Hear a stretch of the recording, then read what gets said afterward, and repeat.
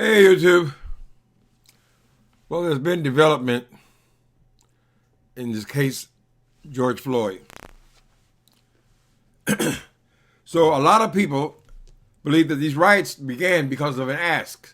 And the ask was first that this guy, Chauvin, be arrested. And also people wanted the other officers involved in this case arrested, right? So I guess people were divided, saying, well, it was him that did it. Perhaps it was even a personal thing with him because he didn't know this man. And maybe we shouldn't make it harder on these officers who've already lost their jobs. Well, the autopsies come back now, and they have declared that he died from asphyxiation from his throat and from his back, pressure on his back and his throat at the same time. In other words, couldn't breathe through his neck, and his back is somehow locked up his kidneys where he couldn't catch his breath anyway. His back would have probably hindered his breathing by itself. But they had the back and the neck simultaneously. That's what killed him. So it seems to me that there should be an arrest warrant issued immediately after the autopsy. Now, I hope they're not trying to just blow over this thing like it's no big deal, because it is a big deal. Because what we need to ask these people is, while we saw that other man with his neck on his throat for that whole 9 minutes, even after he was dead, to keep the pressure on, what was happening with the rest of his body? Was another cop, was he still on pressing his knee into his back at the same time? This is not an accident. These people have got to study this stuff in their academies. They got to know where these pressure points are. So it seems to me that if these other two cops were participating in the killing of this man, then they should certainly be arrested immediately. That's the evidence. So I haven't heard so far, we're only halfway through the day, that they have picked these people up. But if they're saying that the neck and the back simultaneously, pressure put on both simultaneously is what killed him, then the other person is just as guilty. The person who would be on his back, then they had another one on his legs.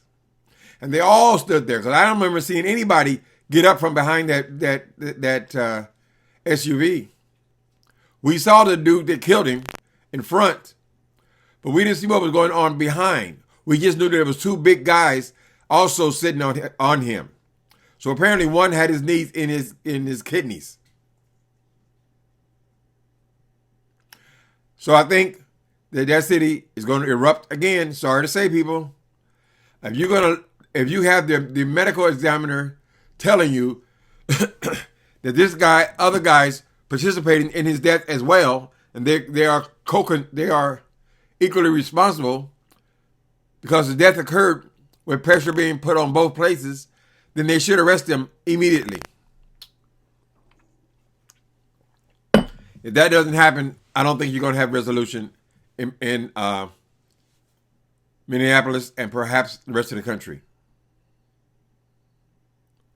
You got to go by the report, right?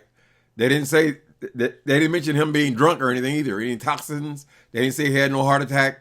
They didn't say all of these other. He said, he has other things that made him die. No. They said it was because you had your neck on his neck, which we saw, and behind you, there were two other cops sitting on his body, and one with his knee in his back, and that person didn't move either. Nobody moved until the paramedic got there.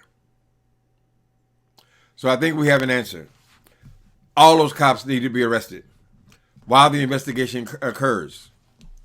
We can't go to the store and steal a loaf of bread without being put in jail.